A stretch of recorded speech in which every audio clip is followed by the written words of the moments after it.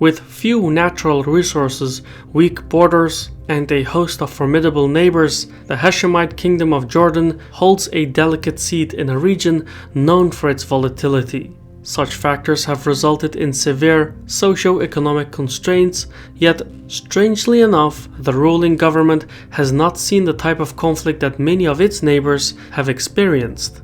By focusing on a nuanced foreign policy that emphasizes the need for strong international ties, Jordan navigates the complex geopolitical waters of the Middle East and maintains stability whilst doing so. I'm your host Shivan and welcome to Caspian Report. Today's episode is made possible by NordVPN. If you want to reduce your digital footprint, check out NordVPN. It's affordable, user-friendly, and it works on mobile devices as well. Go to nordvpn.com/CaspianReport and use the promo code CaspianReport to get a discount on the premium version. The Kingdom of Jordan has been dealt a bad hand. It's almost entirely landlocked, contains few rivers, and around 75% of its territory is comprised of desert. It's no surprise, therefore, that the country has historically accounted for low agricultural output and small population centers. For much of Jordanian history, the area acted as a transit hub.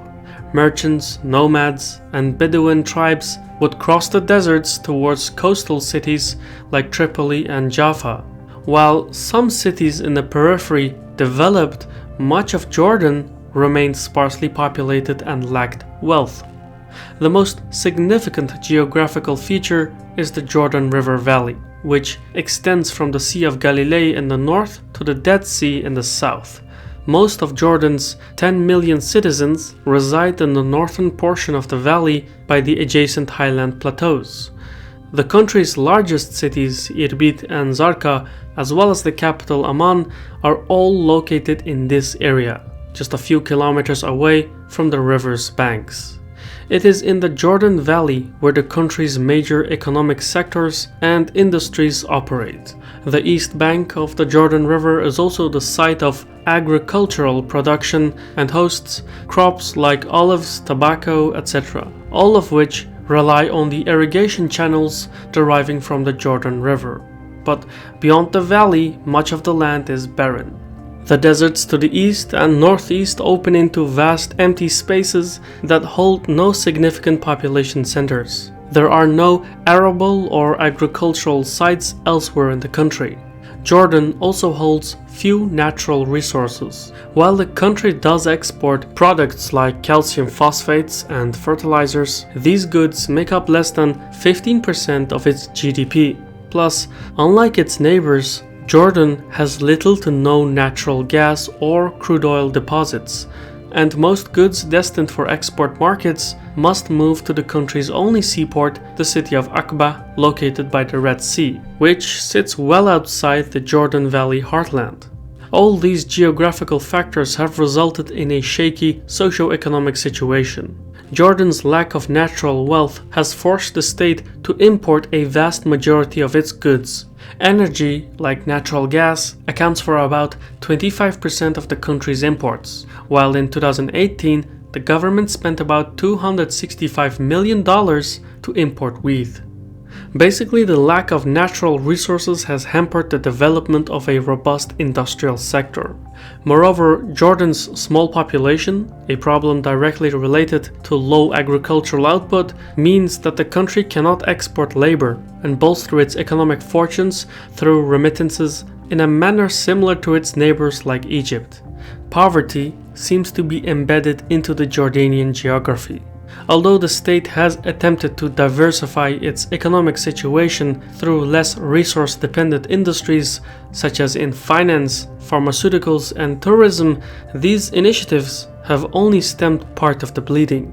Currently, Jordan faces low GDP growth, an unemployment rate of at least 19%, and a poverty rate between 10 and 15%, which affects more than 1 million individuals.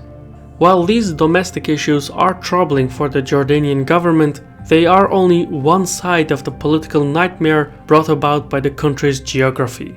When looking at the map, Jordan's security situation is dreadful. Straddling the road between Africa, Asia, and Europe, Jordan was and remains vulnerable to foreign movements and conquering powers. Empires like the Egyptians and Babylonians waged wars over the Jordan Valley, while the region's proximity to holy sites like Jerusalem and Hebron made it a vital area of control for the Crusaders, the Mamluks, and the Ottomans. With World War I, the area became a contested region between the imperial powers of France and the United Kingdom, and Jordan's current borders reflect those colonial designs. The Sykes-Picot Agreement of 1916 drew arbitrary borders that plague Jordan today. Nowhere is this more evident than in the country's eastern provinces, a rectangular area of the Syrian desert that neighbors Iraq, Syria, and Saudi Arabia. Here, the country's borders are somewhat invisible on the ground, as indigenous nomadic communities crisscross national lines. The lack of geographic boundaries and the size of the area makes the eastern flank of Jordan a security concern. The area is entirely desert, relatively flat, and easy to traverse. An army pushing from Iraq would cross a mere 450 kilometers of sand dunes and small hills before reaching the Jordanian capital, a vulnerability with historical precedents. After the pro-Nasserist coup in Iraq in 1958, Jordan found itself surrounded by belligerent neighbors from the Iraqi and Syrian flanks. Jordanian lawmakers recognized that they were virtually isolated. But that's not all. An equally daunting security vacuum exists by Jordan's western border with Israel. The relationship between Jordan and Israel is sketchy, and it's primarily defined by the larger Arab-Israeli conflict. In this context, the Jordan River acts as a natural border with Israel and the Palestinian territories, though it fails to act as a durable deterrent. On the average, the Jordan River has a width of 20 to 30 meters, with many shallow areas spread interchangeably. Israel's close proximity to the Jordan Valley, coupled with the relative ease of crossing the river, make for a tense security dilemma to the government in Amman.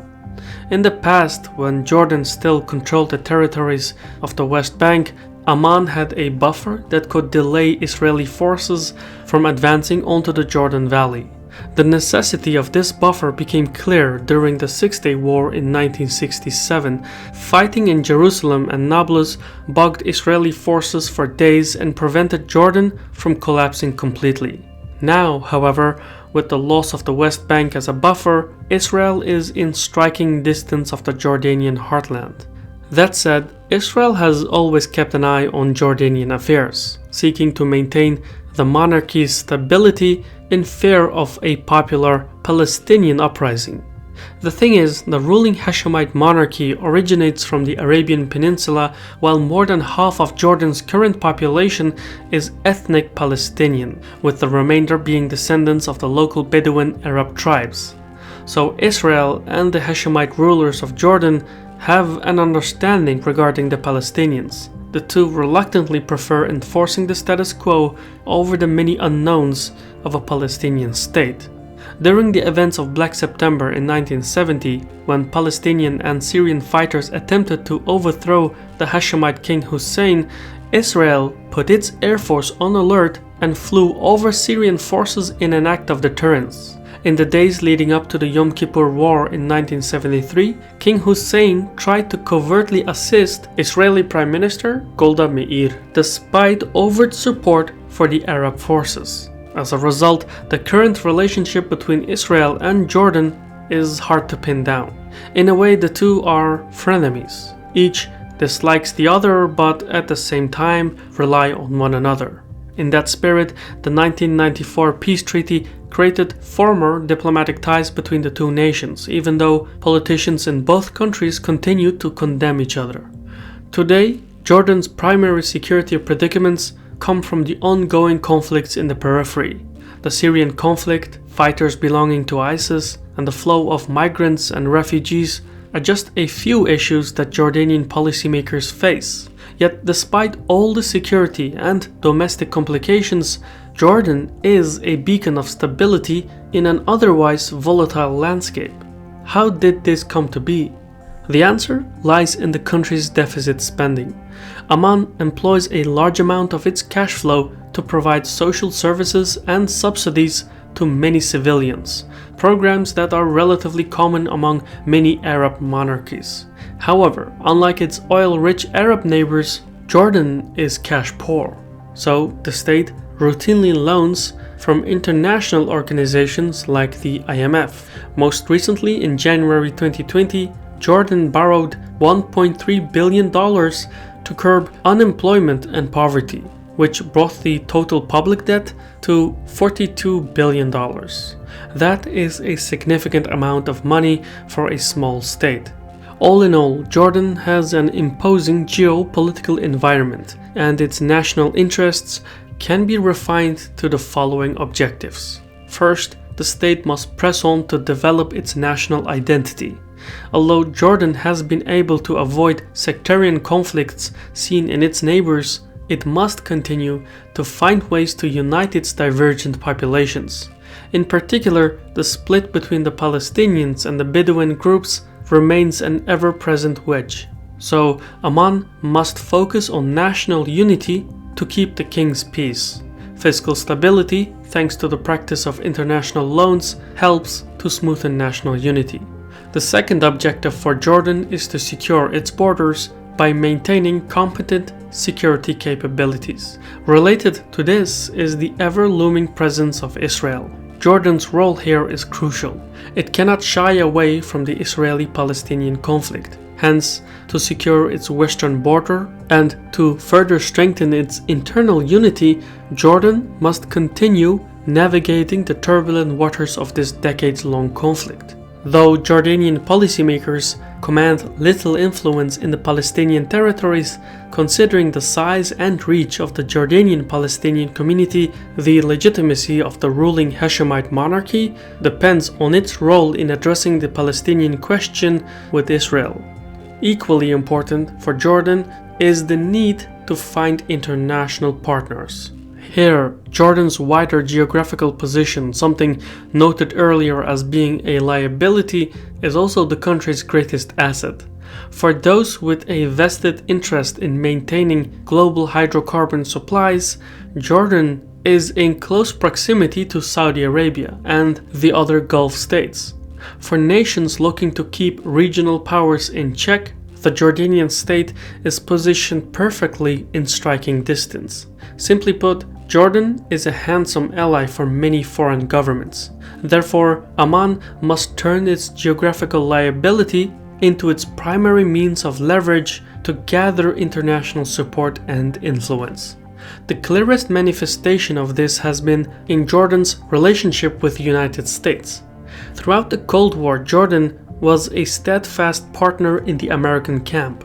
Even today, Jordan is the third largest recipient of US foreign aid, just after Afghanistan and Israel.